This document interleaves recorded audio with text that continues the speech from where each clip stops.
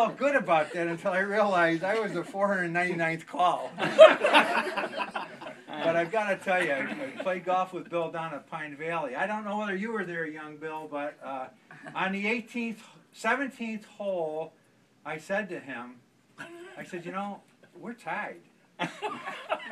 He saw his whole career go before that. The 18th hole, I took an 8 because I couldn't get out of the trap, and he won that. But my last comment is he's done a lot for my family in terms of just financial success and buying policies that I didn't want.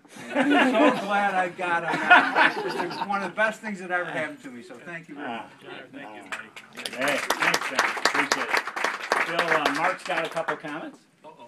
Yeah. I could write a book, or at least a chapter, on all the ways that Bill has done great things, and a couple times that he ticked me off, but we got over it. But here I was, a 23-year-old kid moving away from his family, and I needed a father figure because my father was at home. And I borrowed 3 or 4 father figures. Bill, you're one of them. I learned a lot from you. It's hard to fathom that after 32 years, I'm here only 60% of the number of years that you've been here. And I just want everyone to know that I will not be here. Just want to let it set straight. So there's 2 things that everyone should know. Well, one, a personal note. I have my handwritten, felt-tip, yellow paper line tablet of October of 1988 when Bill hand-wrote an invitation to me to become an owner at Perry and Carroll. And he set out the terms and conditions and all the percentages and the numbers. It was classic Bill Tryon. And I thank you for that great opportunity that you gave me. But for those of you who have not ever heard the reading of the first epistle, some of you have, and I'm sure Ron and Bill Jr., you've heard the first epistle a couple times yourself. But for those of you who have not heard the epistle according to Bill Tryon, this is a paraphrase. He never put it in writing, but somehow parts of it are etched in here. So, out-hustle and outsmart the other guy. Always be the smartest guy in the room. These are the lessons that Bill taught me. Work hard and stick to your knitting. Never quit. When you get knocked down, get up. Keep your nose clean. He's always warned me, don't get in trouble. Don't get picked up for DWI. Don't cheat on your wife. None of these things. Another lesson, according to the epistle, according to Tryon, is this is not a sprint. It's a marathon. Plan for the long term. And finally, don't let anyone talk you out of doing the right thing. So I may not have had this all in the right order, but these are some of the excerpts of the epistles that Jim and I, and I know Bill Jr. and Ronnie have heard through the years. So thank you for all that you've done for us. All right. So Bill, Perry and Carroll's been here for 150 years, and you've been going here strong for 1/3 of Perry and Carroll's existence. Put in another way, you could have been here every 3rd day for the past 150 years. So if you were here the entire 150 years, you would have been here every week. When you and Mary Lou decided to come back to Elmira, you were 30, Mary Lou was 29. You had 2 children, and a 3rd on the way, Ronnie. And probably had no idea that you'd spend the next 50-plus years at this agency. 50 years meant that Mary Lou and you dedicated 11,500 work days. That's what I estimate. 11,500 work days helping Perry and Maxey, Perry and Swartwood, Perry and Carroll grow and prosper. It helped hundreds of Perry and Carroll families, and many of us are here today, over the years to have employment at a caring, growing business. When you and Mary Lou began your adventure at Perry and Carroll, President Eisenhower had just completed 8 years in the White House. Since you started here, Bill and Mary Lou, there's been 10 presidents since you took office at Perry and Maxey. Mr. Perry, most of us didn't meet. Maybe Mark, maybe you did. I'm not sure. Had the foresight to hire you and let you start the Life and Group Department back in 1961, and it's been growing ever since. Over the 50 years, you'd go on to qualify for 41 years of the coveted $1 Million Roundtable. You know, for those of us that aren't in the life insurance business every day, to put that in perspective, it's basically like having 41 300-plus hitting years in Major League Baseball. So, great job. But if that wasn't enough, you also made court of the table. Now, none of us really know what the court of the table is, but again, to put it in perspective, it's basically like winning the Triple Crown in baseball. It's very rare. Not too many people make court of the table. But probably your biggest accomplishment on the life insurance side of the table was in 1983, you made top of the table. And there's such a small number of people that make top of the table. This is a worldwide award in life insurance, top of the table. And to put that in perspective, it's basically like equaling or exceeding Joe DiMaggio's 56-game hit streak. I mean, just nobody does that. So congratulations on those. More recently, Bill has been one of Northwestern's leading Eastern Regional senior agents. And by the way, now that I'm a senior, Bill, I hate that name. In 2010 and 11, which means that Bill and the other leading senior agents are beating all the regular agents, too. Over the years, you've sold millions of dollars of life insurance, was sold to your friends and business owners in the Finger Lakes.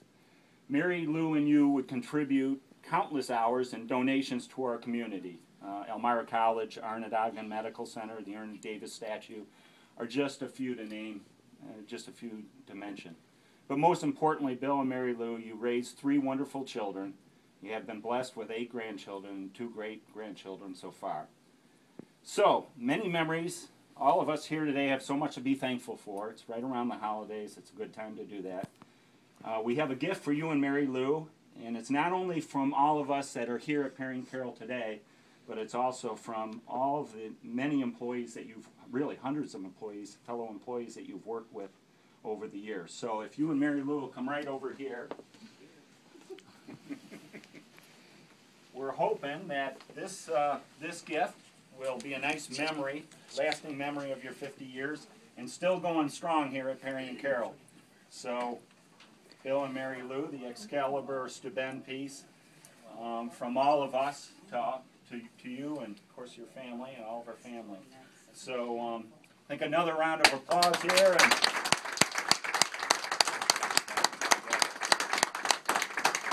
John, you and I have got to go to the parking lot right now and leave. This is a tremendous surprise, a complete surprise to me. I never expected anything like this, and I want to thank all of you for taking me down memory lane in a very favorable manner. So it's been a great life.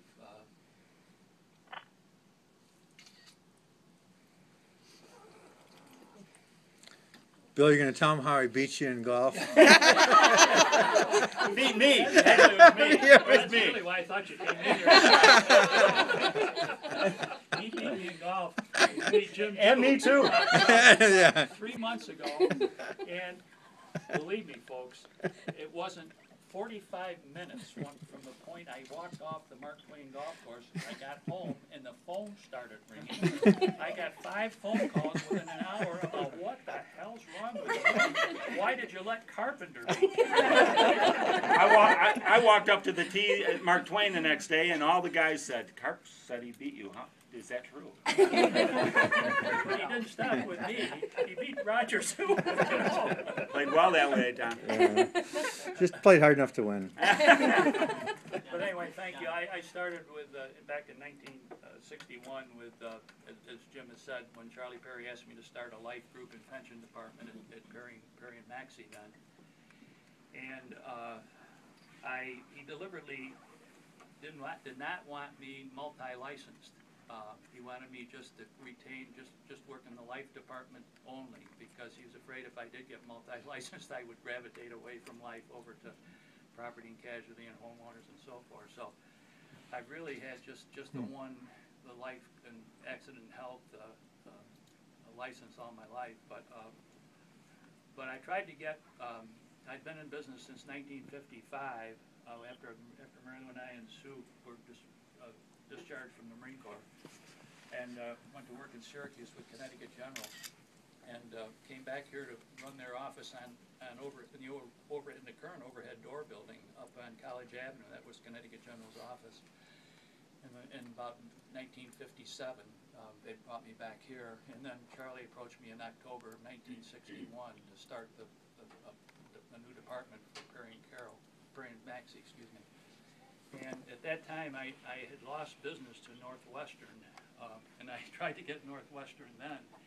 But the answer was, and I went to Rochester to see the general agent up there, the Northwestern general agent who has pointing responsibilities for the southern tier area. He said, Bill, he said, we can't take any more on. I've already got 8 agents, Northwestern agents in the Elmira area. And he said, they're all fighting with each other and they're telling each other, you stay away from that person because my wife has coffee with his wife and they go to Elmira little theater together. So he said, I got a mess down there. I can't take on any more. So as a second choice, I chose Connecticut Mutual, and we went with Connecticut Mutual from 1961. But in 1983, Connecticut Mutual was downgraded, financial strength ratings, and I had sensed that because they had some problems in their home office. So we at that time we were paying a lot of attention to Standard & Poor's and Moody's and AM Best company ratings. And so at that time, just about that time, Jim joined us from IBM, and I said to Jim, I said, this would be a good time. Let's do our due diligence.